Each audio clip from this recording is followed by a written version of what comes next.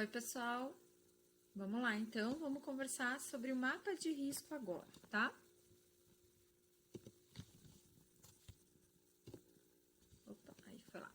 Então, o mapa de risco, ele teve uma origem, né, na Itália, na década de 60, tá? Onde começou um movimento, na verdade, dos trabalhadores em relação aos problemas que algumas atividades causavam a eles, né? E aí, mais para frente, começou a ser desenvolvido um modelo próprio de atuação na investigação e controle das condições de trabalho pelos próprios trabalhadores, e isso vai ser o mapa de risco. Vocês vão ver que é algo muito simples, né? E ele determina realmente quais são os riscos, o que está causando esse risco, o perigo em diversos ambientes no mesmo local, tá? Então, o mapa de risco no Brasil, ele se disseminou na década de 80, né? E todas as empresas, ela vai ter a CIPA, que é a Comissão Interna de Prevenção de Acidentes. Então, tem lá na universidade, vai ter no hospital onde vocês forem trabalhar. Então, sempre vai ter a CIPA, que ela vai estar fazendo, na verdade, o controle e a segurança da saúde de todos os trabalhadores daquele determinado local, tá? Isso é bem importante mesmo, tá? Então, de acordo com o artigo 1, né, da portaria, da CIPA, né, da Segurança do Trabalho, na verdade, cabe às CIPAs a construção dos mapas de riscos dos locais de trabalho. Lá na universidade, eu não sei se vocês já perceberam, mas em vários locais tem na parede os mapas de risco. Acredito que lá no CESUP vai ter, né? Mas depois eu vou mostrar para vocês o mapa de risco que tem lá na nossa clínica odontológica. Lá nós temos os mapas de risco, tá? E através dos seus membros, a CIPA, ela ouve os trabalhadores de todos os setores, né? E aí ela vai melhorando cada vez mais a condição do trabalho. E junto a gente tem a medicina do trabalho também, tanto que é feito os exames periodicamente, os exames de saúde, para saber se está tudo bem. Então é obrigatório, né? Isso é um papel da CIPA e da medicina do trabalho. Então, o que é o mapa de risco, né? O mapa de risco é a representação gráfica dos riscos de acidente nos diversos locais de trabalho, inerentes ou não ao processo produtivo, de visualização, né? E vocês vão perceber que fica o mapa de trabalho nos locais onde apresentam riscos. Então, sempre vai ter na parede colado esse mapa, né, com os riscos do local. Isso é bem importante, né? Por quê? Porque a gente tem que ter orientação e informação sobre como atuar ali no espaço. E isso é importante também, que a gente daí já sabe quais os EPIs que iremos usar para determinadas funções, né? E em determinados locais. Então, isso é bem importante mesmo, tá? O mapa de riscos, ele vai ter círculos de cores e tamanhos diferentes. Eu já vou explicar isso para vocês, tá? Então, essa expressão gráfica ali, ó, vocês vão ver que são vários tamanhos, né? Os tamanhos dos círculos é determinado pelo o grau do risco, né? Se é risco leve, risco médio, risco elevado. Se tiver vários riscos associados, então vamos dizer que ele seja um risco elevado, mas ele vai estar associado risco físico, risco químico, risco biológico, então todos os riscos vão estar iguais, eles têm o mesmo grau de severidade. Então, eles estão num único círculo, tá? Um círculo grande, representando que ali vai ter vários riscos associados. Então, a gente vai ter, né, no grupo 1, que é o verde, os riscos físicos, que a gente já falou lá no começo, o grupo 2, vermelho, o grupo 3, marrom, que é o biológico, né, o vermelho é químico, o 4 é o risco ergonômico e o 5 é o azul, que é o risco de acidentes, né, que eu já conversei isso com vocês, mas a gente sempre vai estar revisando esse assunto. Então, quais são os objetivos do mapa de risco, né? É conhecer o processo de trabalho em cada local, então os trabalhadores, né? O número de pessoas que estão naquele local, qual é o sexo das pessoas que trabalham, porque ficam mais expostas, têm um cuidado diferente, a idade, né? Dependendo da idade, já não consegue se concentrar tão bem num determinado trabalho, então é importante. Treinamentos, isso é super importante, gente, ter treinamento de segurança, de biossegurança, uma capacitação. Eu acho que isso é fundamental para que você realmente tenha conscientização e aprenda a trabalhar em determinado local, tá? Os instrumentos e materiais de trabalho que a empresa ela deve fornecer aos seus trabalhadores e empregados, na verdade, e as atividades exercidas, o ambiente e tudo mais, tá? Identifica os riscos existentes no local analisado, conhece os levantamentos ambientais, né, já no local, para saber as medidas que tem que tomar, tá? Identifica as medidas preventivas existentes, né, no local, e qual vai ser a eficácia disso, né? Como vai agir. Medidas de proteção coletiva, de organização de trabalho, de proteção individual, medidas de higiene e conforto, banheiros, lavatórios, vestiário. Então, tudo isso vai influenciar diretamente, tá? Nos objetivos do mapa de risco. Até ali o quadradinho, o outro quadrado tá repetindo a informação, mas aí sim vocês não esquecem também, tá bom? E quais são as etapas para a gente elaborar um mapa de risco, né? Então, primeira coisa, conhecer o processo de trabalho no local analisado, saber como é o fluxo de trabalho, quantas pessoas tem, onde elas vão ficar posicionadas, né? Como vai ser, qual equipamento você tem nesse local, tá? Na segunda etapa, identificar os riscos no local de trabalho, né? Que é bem importante, então vai avaliar os riscos. A terceira etapa, identifica esses riscos no local, então eu tenho riscos biológicos, vou pegar num consultório odontológico mesmo, vou dar um exemplo para vocês. Então, eu vou ter o risco numa sala de esterilização, eu vou ter um risco numa bancada, porque eu posso me contaminar, eu vou ter um risco do lixo, então tudo isso vai influenciar, tá? E no hospital é a mesma coisa. A quarta etapa seria identificar as medidas preventivas existentes e ver se realmente é eficaz, se vai ajudar a minimizar os riscos ou não. Então, a identificação dos riscos, né? Tá aí de novo aquela tabelinha colorida, verde físico, vermelho químico, marrom biológico, amarelo ergonômico, azul acidentes. Vocês não vão mais esquecer, tá? Isso é bem importante lembrar. Identificar os riscos existentes no local de trabalho, né? Então, ver se tem algum produto químico, se tem dificuldade operacional, vai mexer com a parte ergonômica, se vai operar equipamentos ou não, se vai lidar, né, se vai, na verdade, fazer um trabalho diretamente com pessoas, onde vai ter material biológico, vai ter dispersão de partículas com secreção humana, então tudo isso você vai determinar para saber quais são os riscos nesse local, tá? Identifica as medidas preventivas, né, existentes no local e a sua eficácia, então controle médico através da medicina do trabalho, né, saúde, ali vai trabalhar com a saúde ocupacional diretamente, né, das pessoas, tá? Fornecimento de EPI, isso é super importante, então tem que fornecer os EPIs adequados. As normas de segurança que eu já falei para vocês das POPs, então vai ter essas normas são abertas a todas as pessoas que trabalham no local. Os treinamentos, então vou dar um exemplo para vocês, agora com a volta das aulas, com os formandos da odontologia, a gente fez um treinamento de biossegurança com eles, uma capacitação com todos esses alunos que estão voltando, para que daí sim eles possam entrar em clínica e atender de forma segura, né? A gente sempre faz, mas agora a gente fez diferente, né, nesse momento de pandemia. E essas inspeções regulares? E aí a gente inspeciona os alunos na clínica para ver se eles estão adequados ou não. Conhecer os locais de trabalho, então aqui algumas perguntinhas, né? Se foi realizado um monitoramento desses agentes, seja quais eles forem, né? Se foi avaliado os riscos de acidente, se teve algum acidente, se não teve, o porquê, quando, como, onde. Então, tudo isso acontece. Eu vou dar um exemplo para vocês, que se caso aconteça uma perfuração, né? Eu dou exemplo da clínica odontológica, mas isso pode acontecer num hospital também. Se eu me perfurar na clínica, na universidade, ou algum aluno se perfurar, ele tem que ir até a enfermaria e lá vai dar entrada como acidente de trabalho. E aí é encaminhado para o Hospital Trabalhador, que é referência, né, nesse tipo de acidente com material biológico, e vai fazer os exames e daí vai prosseguir conforme for o caso, tá? Eu vou falar disso para vocês depois. Aqui de novo, ó, gente. Então, a gente vai avaliar os agentes de riscos, né? Se é químico, físico, biológico, ergonômico ou acidente. Quando for pequeno risco, quando esses agentes, né, eles forem considerados de uma intensidade baixa, né, e desprezível. Então, assim, existe no ambiente com concentração ou intensidade baixa que não vai causar algum dano para caso você entre em contato, tá? O risco médio é quando as condições agressivas dos agentes estiverem abaixo dos limites toleráveis para as pessoas, que já causa algum desconforto, né, com ou sem proteção individual ou coletiva, e já pode gerar um risco, né, de uma contaminação.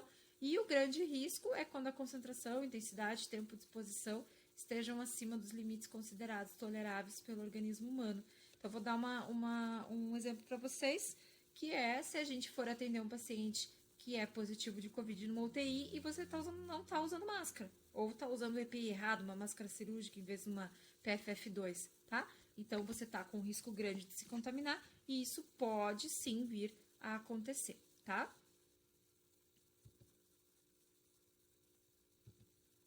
Os registros no mapa, então ele vai ser feito por esses círculos que indica ali qual o tipo do risco, né? E a intensidade do risco. Do risco. Então vai ser um círculo menor é risco pequeno, um círculo médio é um risco médio e um círculo grande é um risco grande, tá? Vocês já vão ver aqui bem certinho. O número dentro dos círculos, eles sempre vão indicar quantos funcionários estão expostos ao risco, ou pode estar até um pouquinho fora. Eu fiz um mapa ali, vocês vão ver que ele está fora, porque dentro não dava para enxergar muito bem, então deixei fora. Então aqui, ó, isso aqui é bem importante, ó, por exemplo, o risco biológico leve, ó, pequeno, um círculo pequeno, um risco biológico médio é um círculo médio, e um risco biológico elevado é um círculo grande, tá? E assim vai ser para todos os riscos. Depois eu quero que vocês olhem com calma isso e revejam, tá? Então, por exemplo, aqui eu vou ter, ó, um círculo grande e diversos riscos grandes, não, desculpa. Eu vou ter diversos riscos dentro desse círculo grande. Então, diversos tipos de risco no mesmo ponto, com o mesmo grau. Então, ali, esse local, ele vai ter risco de fagulhas e cortes, ruído e calor, gases e poeira, postura incorreta. Então, ele vai ter risco químico, físico, ergonômico, tá? E acidental. Então, ele vai ter todos esses riscos num único local, tá? Aqui, ó, diversos tipos de risco no mesmo ponto, mas em graus... Opa, desculpa, gente. Em graus diferentes, tá? Aqui um exemplo de mapa de risco, ó. Então, a gente pode avaliar, tá? O número dentro dos círculos, aqui no caso eu tirei de dentro do círculo porque a imagem não tinha ficado muito boa, então eu deixei fora o número de pessoas expostas, né? E as setas, elas indicam que os riscos encontram-se por todo o setor. Então, elas não estão só ali naquele local, ela vai estar no setor inteiro, né? Então, aqui tem, ó, risco, ó, o 8 aqui, deixa eu ver se a minha seta vai aparecer para vocês, mas aqui eu tenho um risco grande, né? Onde tem 2 8, então tem um verde e um azul, então tem um risco grande de acidente e um risco grande físico. Então, provavelmente tem alguma carga aqui que é carregada, alguma postura indesejada, desconfortável, que pode causar esse risco físico. Eu vou ter um menor aqui de média intensidade, que é um risco químico e ergonômico também. Até minto aqui, gente, eu falei de... físico, não, tá certo, tá? Que eu falei, tá? Porque o risco físico, ele pode estar associado ao ergonômico, né? Tá? Então, o risco físico, por exemplo, um ruído, ele pode estar num local de trabalho onde tem um ruído o dia todo e essa continuidade do ruído, essa exposição direta, pode acontecer um acidente de trabalho, tá? Aqui o 2 é um risco médio também, 2 pessoas expostas a alguma coisa que possa causar um acidente. Aqui uma intensidade pequena, a exposição de risco biológico, uma pessoa só, né? Aqui eu tenho 2 pessoas que estão expostas com risco elevado, juntando o risco de acidente, o risco físico e o risco químico. Aqui eu tenho uma intensidade pequena de uma exposição de risco biológico e ergonômico para 2 pessoas, e aqui uma intensidade média para 3 pessoas com risco químico, tá? Então, por isso que a gente vai fazer essa denominação com os círculos e a quantidade de pessoas dentro. Aqui só ficou fora porque ia aparecer melhor para vocês. E as flechas indicam que todo local tem o risco. Aqui, ó, dá para ver melhor, ó. Então, aqui um risco, vamos pegar um exemplo aqui. Esse mapa de risco é de um local, um laboratório. Então, a gente pode ver aqui, ó, até o químico tá em rosa, mas ele é em vermelho, não tem problema. Mas a gente pode ver que, por exemplo, numa sala de sorologia, a gente vai ter riscos médios, né, de riscos ergonômicos, riscos de acidente, riscos físicos e o risco biológico muito grande. Então, todos os locais aqui, ó, tá, a gente vê que tem o risco biológico associado, tá? Tirando o almoxarifado e o escritório, tá? Mas vai ter o risco associado. As recomendações aqui é do que as pessoas podem fazer para minimizar esses riscos. Aqui outros mapas, eu deixei vários mapas para vocês no portal, para vocês verem. Então, aqui um outro mapa, ó, que mostra uma UTI, né? NEL. Então, a gente vê aqui, ó, que o risco biológico sempre é de uma grande intensidade, tá? E aqui do lado é legal porque eles escrevem o porquê, ó, risco biológico, bactérias, vírus, fungos, etc. O risco de acidente, sinalização inadequada, quebra de frascos com produtos químicos, objetos perfurocortantes. Então, o que causa esses riscos e a intensidade dos riscos por ambiente.